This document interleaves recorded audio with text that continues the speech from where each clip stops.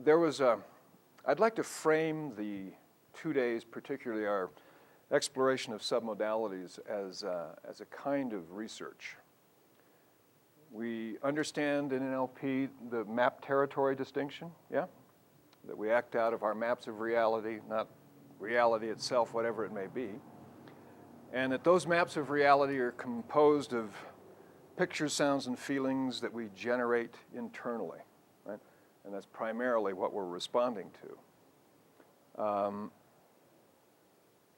So we're going to go into a kind of depth research on this whole genre of submodalities. The major modalities are visual, auditory, kinesthetic, olfactory, gustatory, and within those there are some subsets, smaller chunks of each representational system.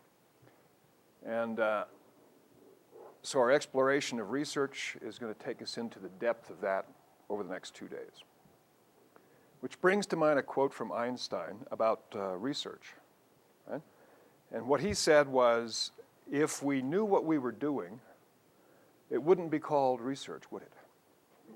So that gives us full permission to just explore.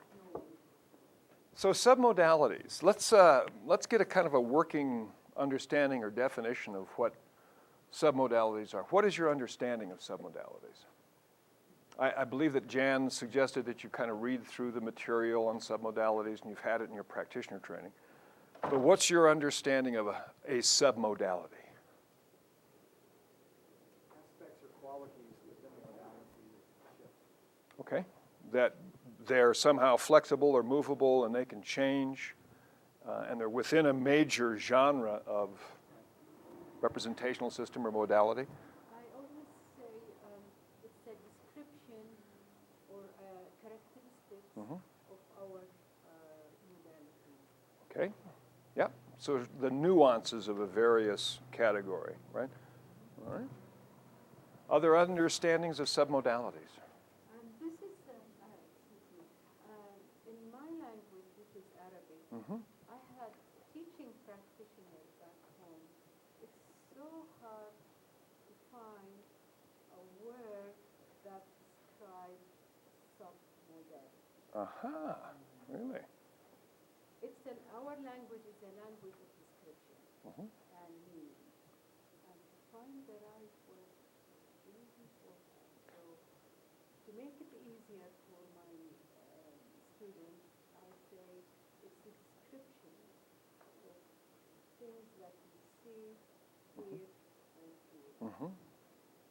And it works because they could understand what I'm talking about. So it's like a more precise description of specifically what it is you're seeing and how you're seeing it, right? Otherwise, they just didn't know what it is. Right. Because we don't have the right word. Right. Maybe I can describe it in a full sentence.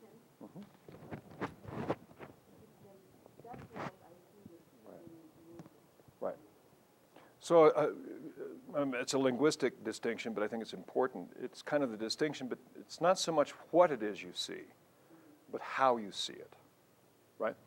Because you can see a mountain, or you can see a living room, or you can see the inside of your car. That's the what you see.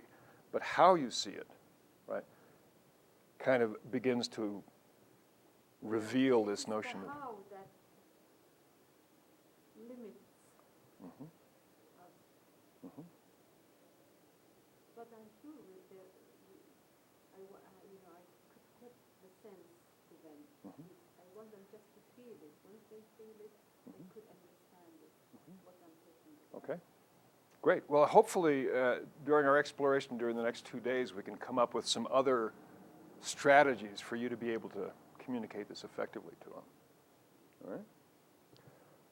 Other understandings of submodalities, I think we have a sense of what they are, right? These sort of subsets in the visual, auditory, and primarily kinesthetic. These are the 3 representational systems that we use a great deal in NLP, particularly in terms of technique. Although we understand that in the olfactory sense and the gustatory sense, there are also submodalities, yeah? I've got a friend that has a winery in Napa, and this man's olfactory and gustatory submodalities are really defined, right? I mean, I can kind of tell the difference between red wine and white wine, But he's making decisions with his vineyard master, right, about the mix of wines that is a total commitment of his business over the next year or so. And these are all based on primarily olfactory and gustatory, a little bit of visual submodalities in terms of the clarity of the wine and like that. But he'll use words like oaky and fruity and just all these amazing, words that describe the taste of a wine or the smell of a wine, the bouquet of a wine, that my sensitivity or my sort of thresholds of perception aren't quite that developed. Right? So, as I was thinking about this whole notion of submodalities and maps and territories, and what popped to mind this morning is a story about a tribe of Native Americans, South Americans, from Bolivia that live in the highlands of Bolivia.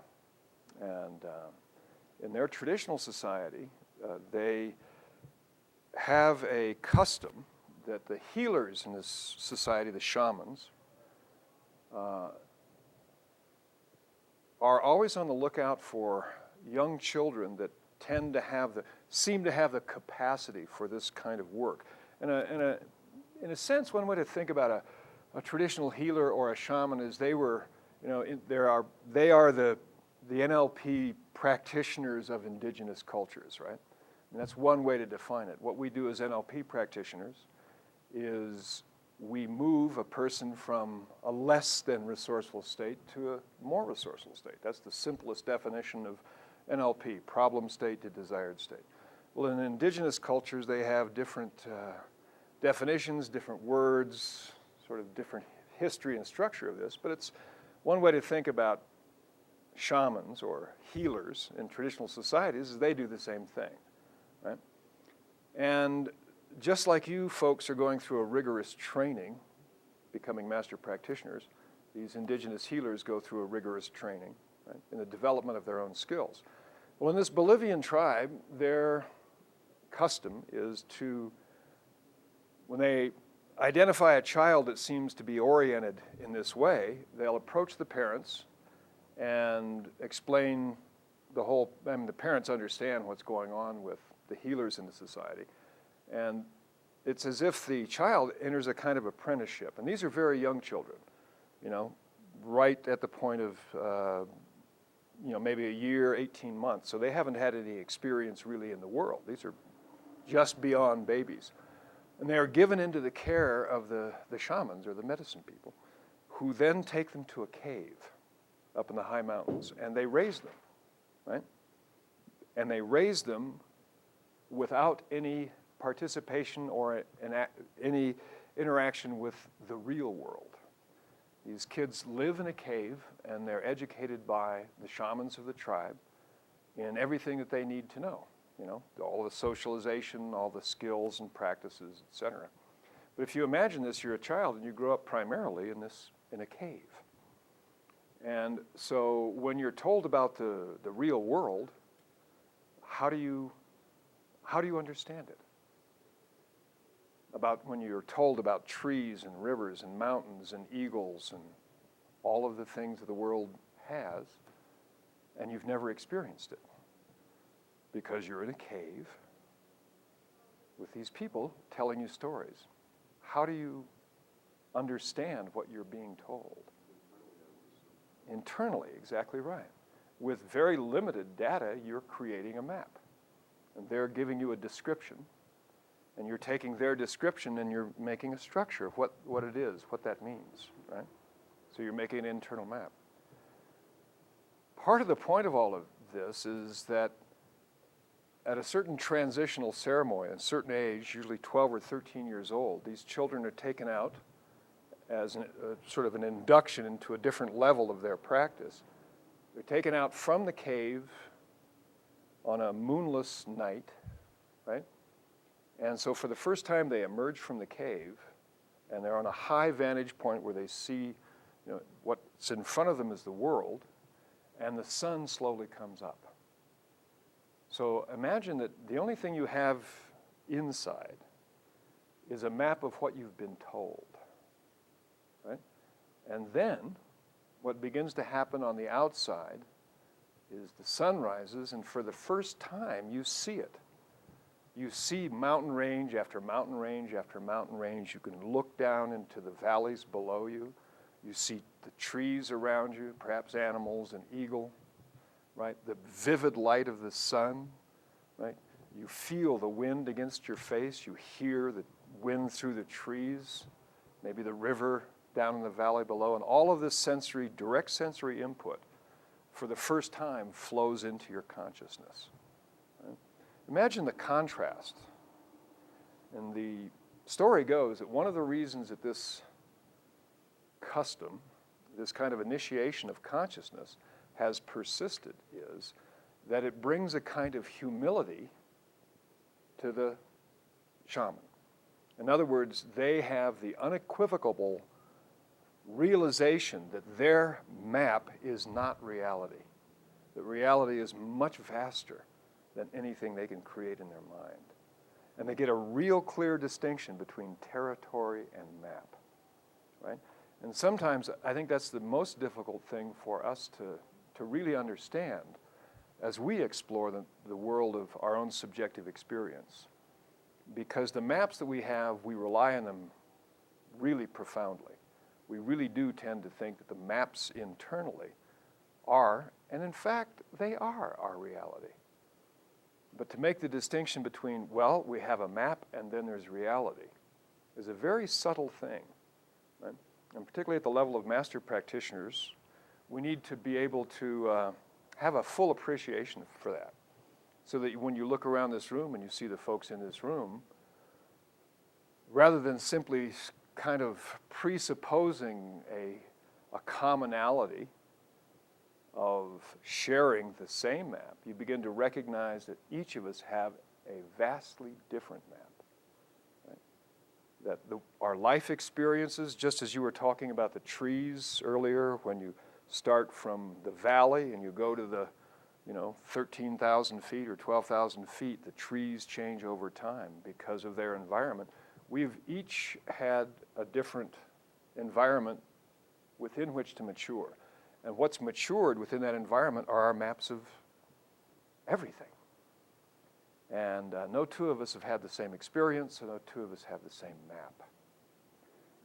Yep. Can we have sometimes two maps simultaneous or one over the other? Oh, I would. More than two is even more fun. What was coming to your mind when you were asking that? Like, if I have my original map and then I read a book, Mm-hmm. this book takes me somewhere, Right. like Mexico, Paris, and the events or the 15th century, Right. with the writer describing everything, all the details, the dressing, Right. the heroine, and then I get myself immersed. Right. And sometimes I put it and say, oh, I am now. Where am I? Oh, it's, 25. yeah, right. And then I go back and I just kind of disconnect. Sometimes I just really disconnect myself from my original map. Right. Right. There's a number of ways to look at that. Think about a vacation or a trip that you've taken to a foreign country, right? Or even within the same country, a place you've never been before. Let's say I'll use the example of Peru. First time I traveled to Peru was maybe 11, 12 years ago. So I did a lot of research on Peru and exactly what you were describing. Great writers, some of the early explorers in history, and I constructed internally this really great map of Peru. So I would be at times in my living room, lost in a book, but I was no longer in my living room, right? I was hiking a trail to Machu Picchu 200 years ago, right? And literally it's like, entered into another map of my own creation in a sense, right? But I remember when I finally went to Peru, it was just like that child coming out of the cave. Nothing that I had read prepared me for the reality. It was a very different thing. So there's sort of levels and levels to this, that we can create alternative maps internally that are sort of subjective. But then those maps are in some way challenged in the outside world, right? And we all have that kind of thing. Think about the preconceptions that you have, perhaps cultural preconceptions of what other people are like. We all have that, right?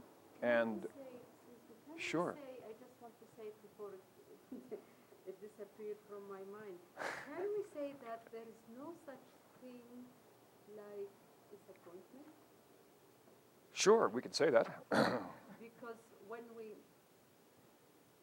why we get disappointed? Because we have certain map that we carry with Right, us. right.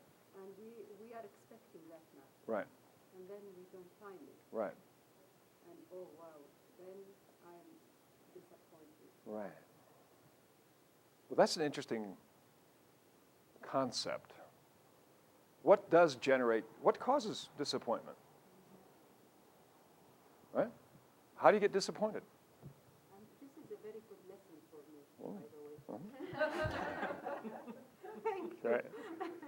I mean, seriously, Really, yeah. expectation, right? We match the reality again. Right. There's the key. We match the reality against that, right? Right. Right. Disappointment is a strategy, an internal strategy. Disappointment is something that we, in a sense, create for ourselves.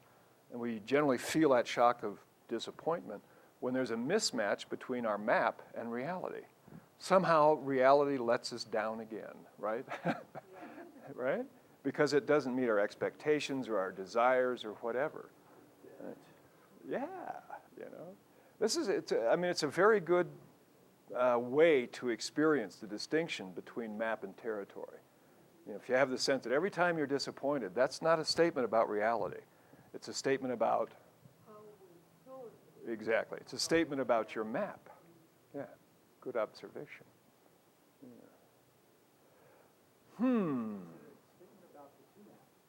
The comparison of the two maps. Well, yeah. Carry on to a bit more of that. Once again, we're still just in the map. Right. When we're disappointed. Right. There's a new map that gets generated which doesn't match the map we had created. Exactly. Exactly. So it's this kind of moment of comparison between the internal map and news of difference or data that conflicts with that or contradicts that in some way in some way or another, we must adjust to, right? That's the mark of mental health. If we don't adjust to it, right, we say farewell to reality and choose to live in our maps, right? And we all do that to some extent or another, you know. On the one extreme, that's the kind of absolute definition of severe mental illness, is someone that lives exclusively in their maps of reality with no feedback. But isn't it the case that all of us, to some extent or another, live fully in our maps? And part of our task as healthy human beings is to update those maps to match reality more and more, right? Cool. So let's I'd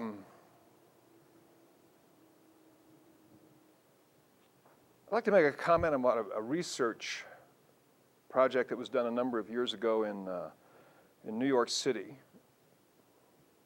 A scientific foundation wanted to find out what people thought was the most important invention ever made by humans, right?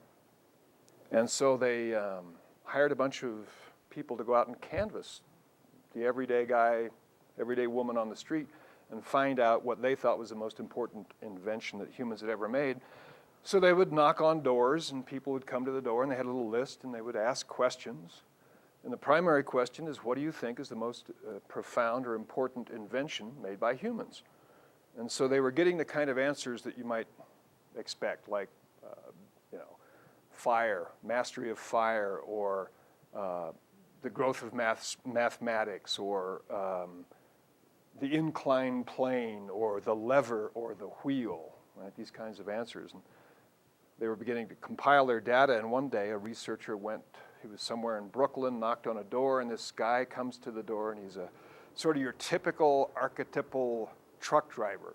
He's got a dirty t-shirt and a cigar hanging out of his mouth and a 2-day stubble of beard, and the investigator says, "Excuse me, we're doing some research. We would like to find out what you think is the most important invention ever made by man."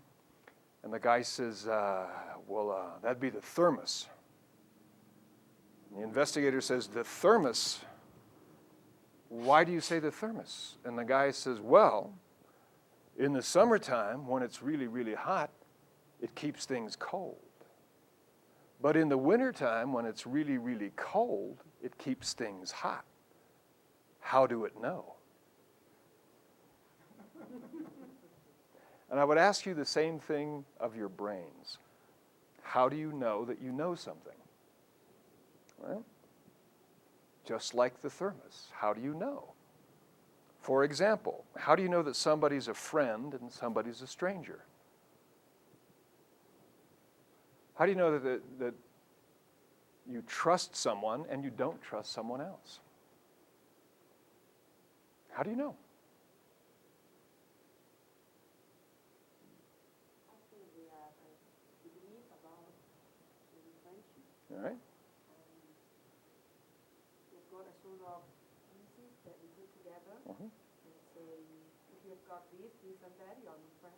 Okay. So it's like this sort of collage. Yeah. These experiences, you put this together, and then we form a belief. We have kind of a rationale or meaning we ascribe to all this. And, well, experience dictates that you're a friend.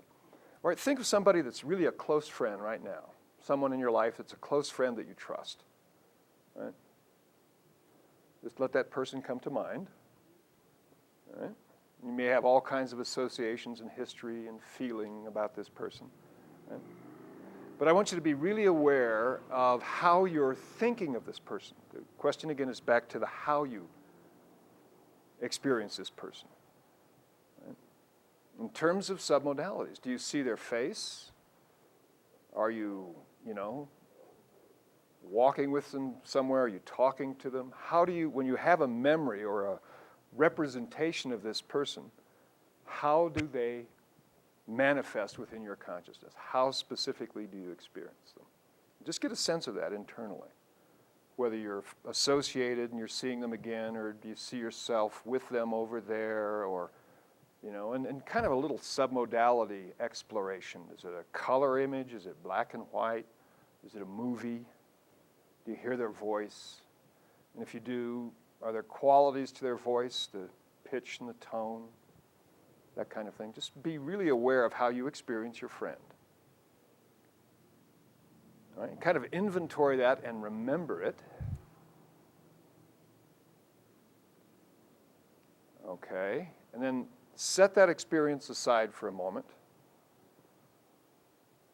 And let's think of someone that, a stranger in an exotic foreign land that you're not quite sure what to think of. Let's say, someone from Nepal or someone from, an Eskimo from the far north, right? A stranger. You've never met them before. You're not quite sure what to think of them. You don't know whether they're trustworthy or not trustworthy. You don't know the kind of person they are. But just, allow one of those individuals to pop to mind. You can make it up. It's fine. But this is a person that is a stranger. You have no history with them. They're from some exotic environment, different culture. You don't quite know what to make of them. So imagine a person like that.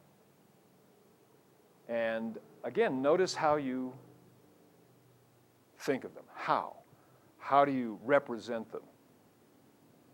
Is the image as you imagine their face, is it color, black and white? Are you associated? Do you see yourself over there? Is there auditory associated with it? I mean, what is it that you create internally to let you know that this is someone that is a stranger, you're not quite sure what to think about them? So get a sense of those submodalities.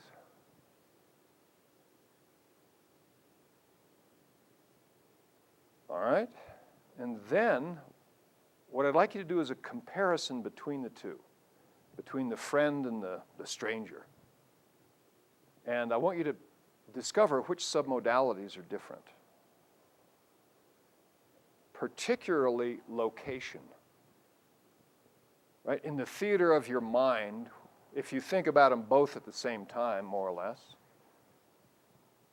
are there differences in location? What I'd like you to do is for a moment let the friend come most to mind, most in your awareness.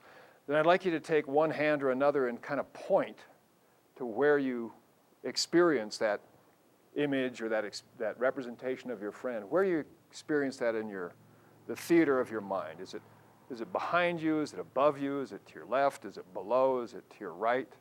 Everybody gesture with their hand to where in the theater of their mind they have a sense of their friend being.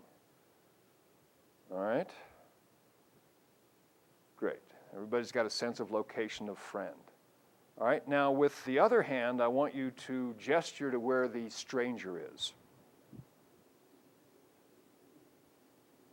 Okay, everybody gesturing to where, all right, now hold your hands there, keep them there for a moment, and look around the room. You will notice that no one has hands gesturing in the same location. Is that correct? All right, so you can drop your hands and let's try an experiment. What I'd like you to do, first of all, is take the representation of your friend and move it towards the location of the stranger.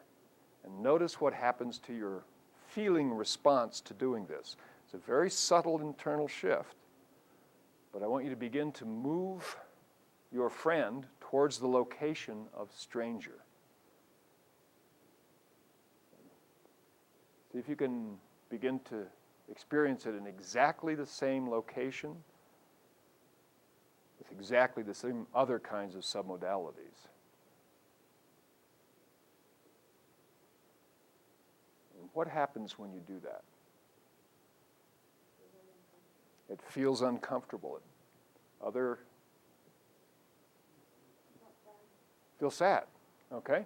So there's an emotional response that's discomfort, doesn't feel right, may feel sad. Does anybody have, oh, okay, no problem? It's like a choice of dissociation. Say again? It feels like the way I coded it, Right. as I started to do it was, oh, okay, this is dissociation. Okay, great. So it dissociates from the original feeling of intimacy or friendship or whatever. So it changes the quality of the emotional response, right? Everybody got a similar result to that?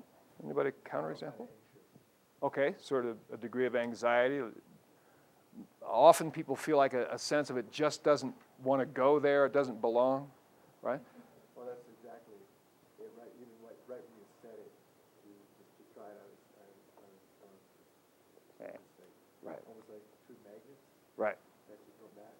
exactly. And again, it's a subtle thing, but it is like that. Two magnets, you're trying to match up the same poles, they kind of, So this is, in a sense, an answer to the question, how do it know? How do you know it's a friend? Now, part of it is meaning and belief and history and all the cognitive stuff that goes along with it, but part of it is primary submodality coding. You know because that's where it goes. When the friend pops up, they pop up there. Try the converse of this. Take the stranger, this person you don't know and you're not quite sure if you can trust, whatever that representation is, and begin to move them into the same location of friend and discover what happens. Make that shift.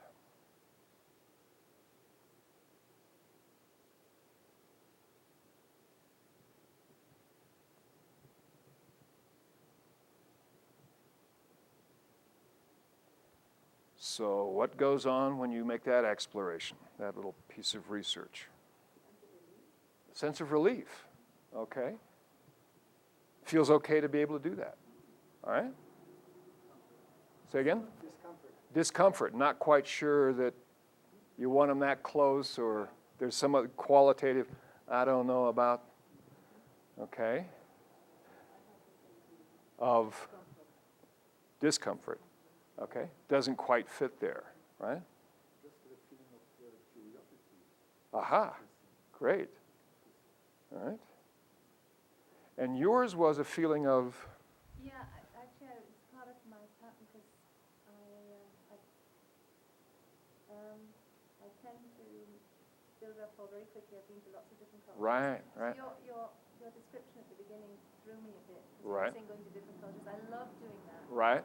And so when somebody's moved within my boundaries, I feel a sense of relief and happiness. Because, Right. oh, okay, we've got rapport. When someone has moved within my boundaries. That's an interesting phrase. Right. And then when that happens, you have a sense of rapport. Yeah, Okay. that's something I go for. Right. All right, so let's sort of model this strategy. Let's change the frame here a little bit. Let's take this stranger that we were just experimenting with, right? And I want to set some sort of frames around this person.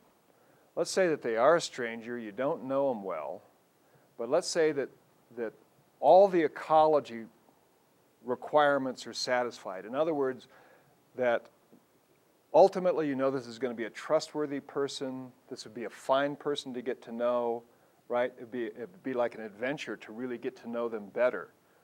There's no reason, so to speak, not to get to know them better, right? With that kind of frame in place, then begin to move them into location of friend. And notice what happens. How's that, Jim? Yeah, that could be exciting. That could be exciting, right? This is an interesting thing. When I first learned this, again, I travel a great deal too, you know, that when I would anticipate going to another culture, I would do this methodically.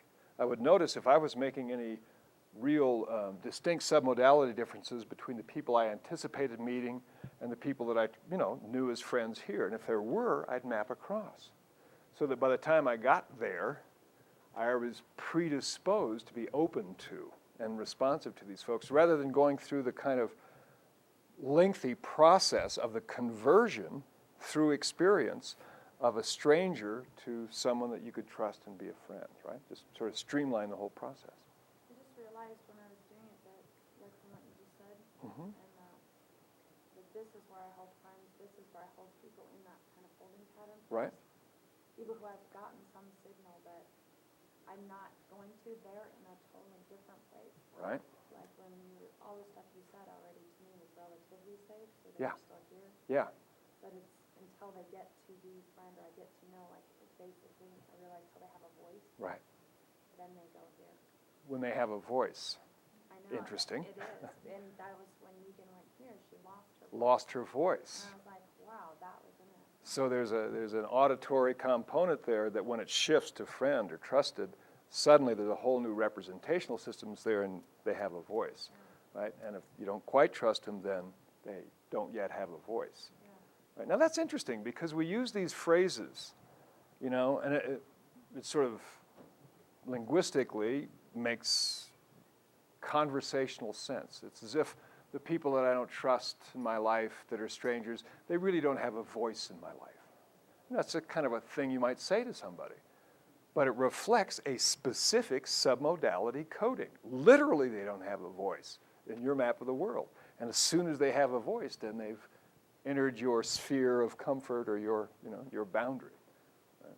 And all of this is a primary experience of our maps, submodalities. I mean, submodalities, is sort of the evolution of submodalities, began to happen when John and Richard decided, based on their observations, to take what people were saying about their experience as the literal truth. So when someone would say, well, people I don't trust just don't have a voice in my world, they took this as the literal truth of what was happening inside somebody, not some figurative metaphor. It was what was actually going on. And with exploration, this whole field of submodalities began to expand. So let's look at the distinctions. Let's make sure that we have a sense of precisely what we're talking about with submodalities. And this is in your handouts under submodality distinctions, right? Hopefully you've had a chance to glance over this. I think you all should have seen it at some point in your practitioner training. But what I'd like us to do, just so to kind of prepare our own minds for what we're going to be doing the next couple of days, to tune up to submodalities, right? To kind of focus in on them or get a really solid feel. I'd like us to review this list of distinctions. Just read through those, the visual, auditory, and kinesthetic submodality distinctions. And if there's any of these that, as you read them, you're not quite sure what they mean or how to make that kind of shift in your own internal map, raise your hand so we all have a common understanding of what these submodalities are, right? Because sure. What did you just ask Jim to do? I lost it. This was to shift the criteria around the stranger to make him, that he's basically, right, a safe individual, so he could code them with the submodalities of friend. Then it felt excited to have them in that place, right? Have them. Felt like,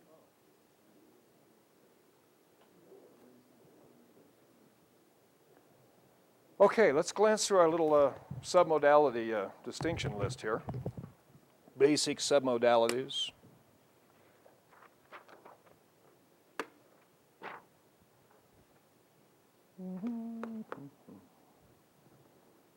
Just to make sure that we all have a kind of a shared language, a shared experience of what these are, what they mean. Yeah. Just a quick question. Components of time itself be considered submodalities? Say that one more time. Should the components of time itself be considered a submodality? When you say the components of time, you Second, mean? minute, day, like how you perceive time? Absolutely. Yeah. Okay. We're going to, actually this afternoon, we're going to devote most of the afternoon to exploring the submodalities of time and how we use submodalities to code time. And what's the difference between the submodality coding for a minute versus a year or 5 years? Good observation, sure. Everybody have these little distinctions within their map of the world? Everybody knows what bulge and sparkle and strobe is visually, and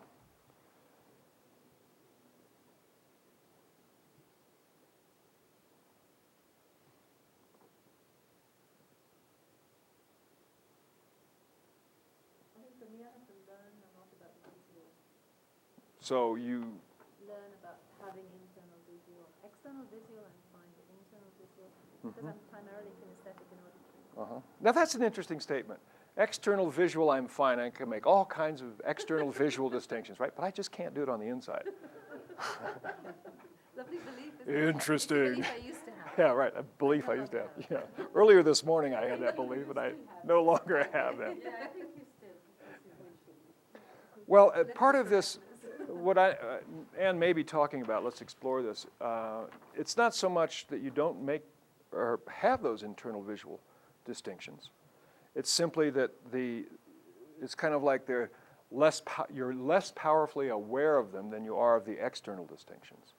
And this can sometimes happen, depending on the individual and depending sometimes on the representational system, that people are more or less familiar and precise about what's going on visually, auditorily, or kinesthetically. Some people say that they have a lot of difficulty imagining things or seeing imagery or making pictures, right? And this isn't a statement so much about what's actually going on. It's a statement about simply becoming familiar with all of that and chunking it in such a way that you can enhance that sense, which is another aspect of submodality work, actually. Yeah. So everybody knows what these guys are. Yeah, Jim? Under auditory, Mm-hmm. the right-hand side little line, figure ground, I don't know if that's... Sure. It's kind of, there's an analogy to visual figure and ground. A good example would be there's an orchestra playing, right? And suddenly the piccolo comes out and it does a little solo riff while the rest of the orchestra is still playing, so it kind of pops out.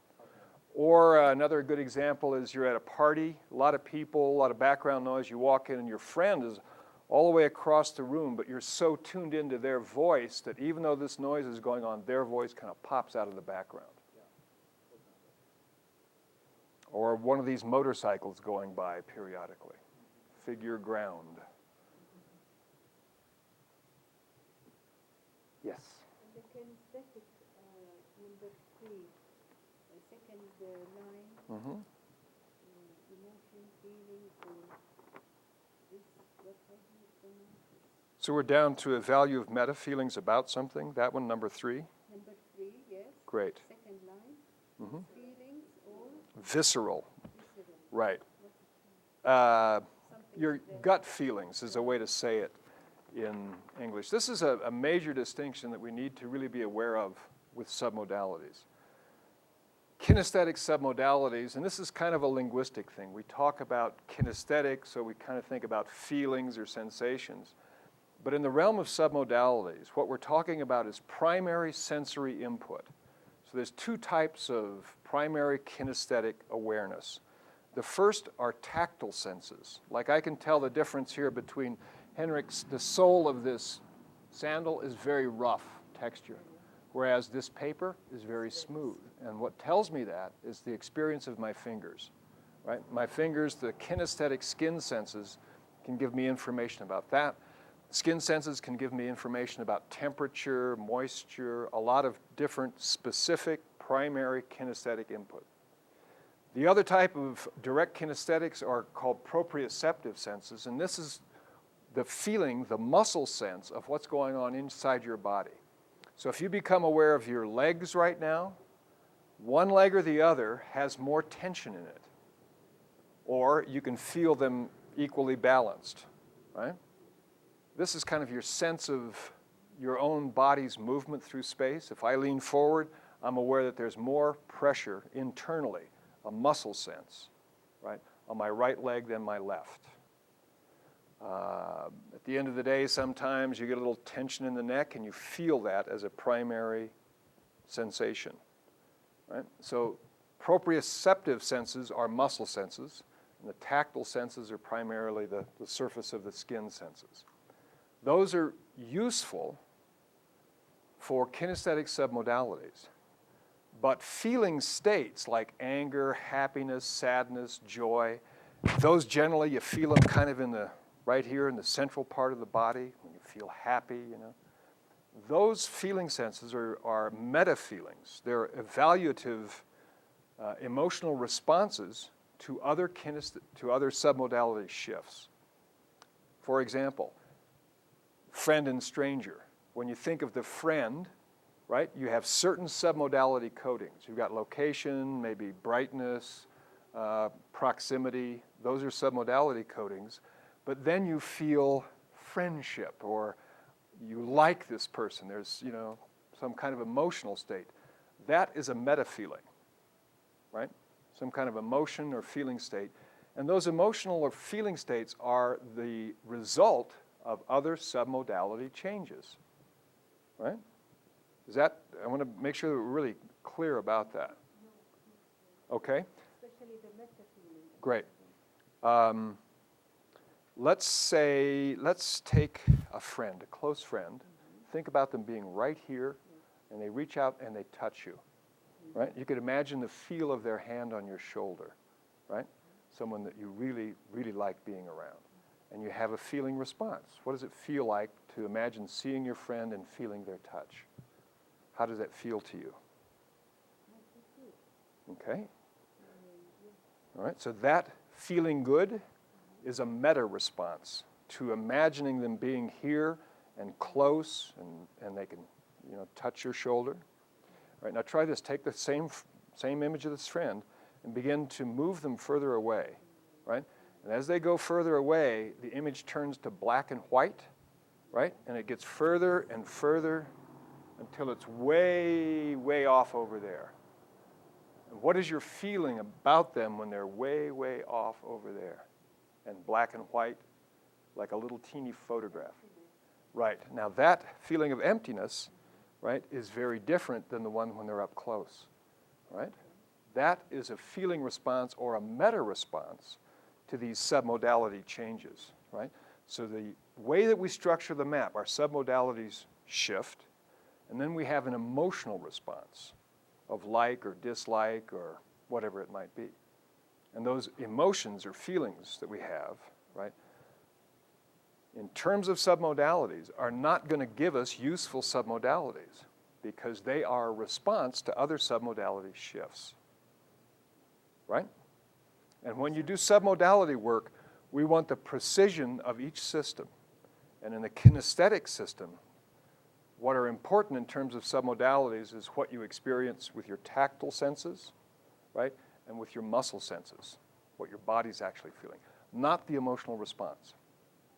In fact, the submodality techniques that we do are designed to change these emotional response, right? Rather than seeing a coffee pot and being compelled to have 20 cups of coffee a day just because you can see this big, bright image of a coffee cup and smell the coffee, and then you have to have it, right? That desire.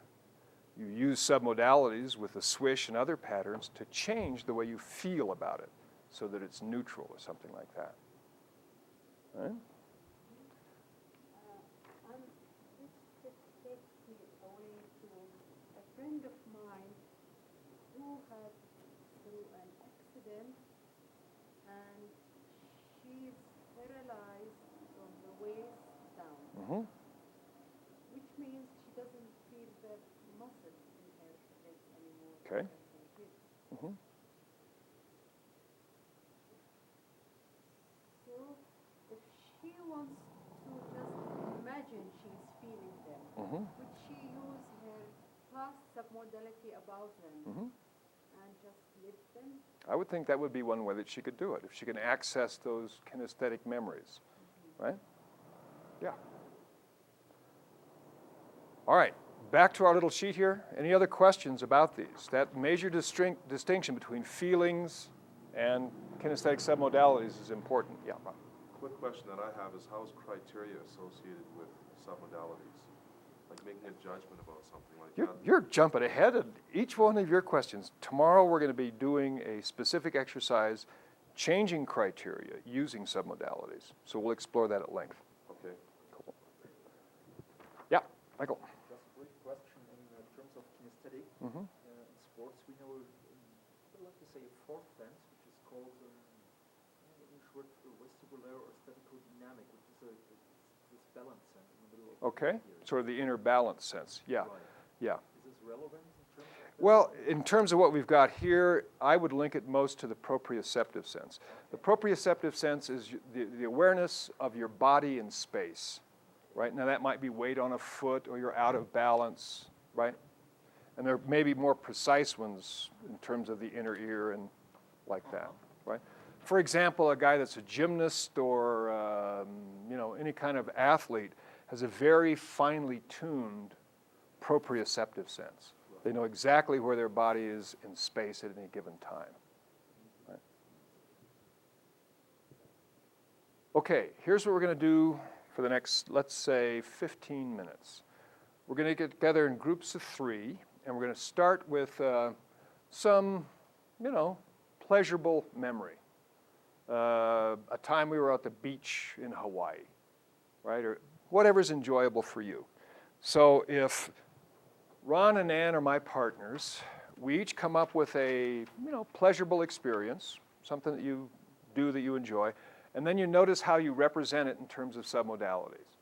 So if I'm thinking about the beach in Hawaii, it's full color, I'm associated, it's panoramic, I've got some auditory, ambient sounds, that's stereophonic.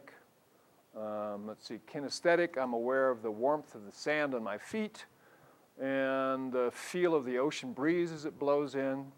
So I just kind of do a full inventory of the submodalities, as you will each be doing with your own experience. So wherever you are, you inventory the submodalities first, right?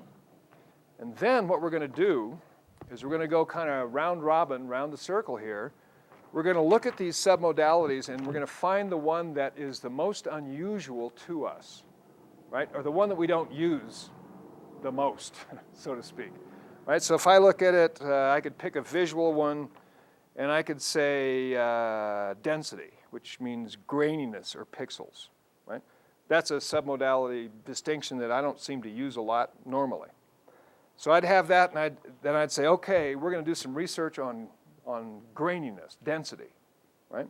So then what we would each do is take whatever experience we're having and start changing the density or the graininess, the pixels in the experience. In other words, So I'm on the beach in Maui, and I suddenly start seeing it in terms of pixels.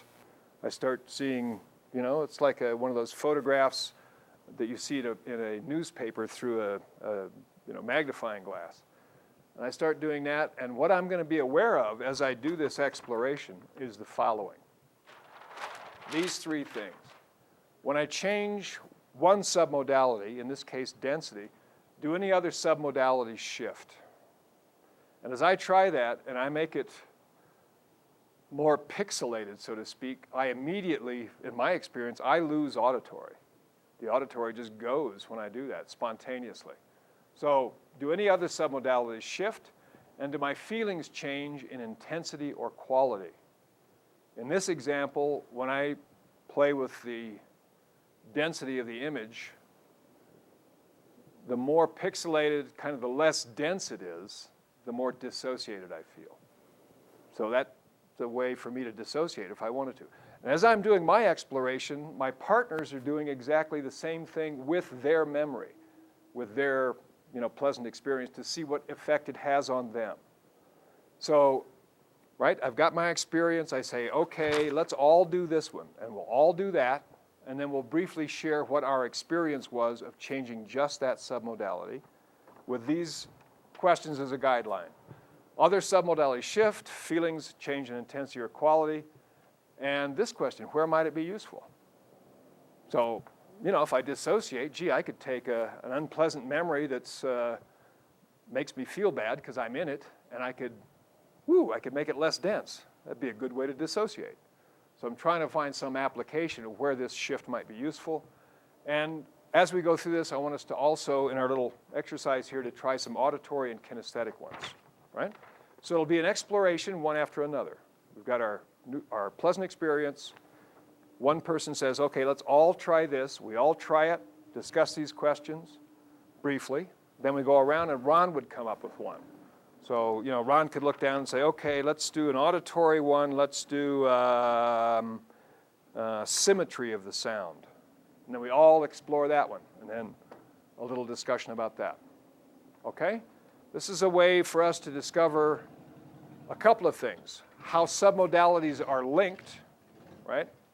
Because quite often, you change one, another one shifts spontaneously. Right? You didn't intend it, but if you make this shift, boom, something else may shift.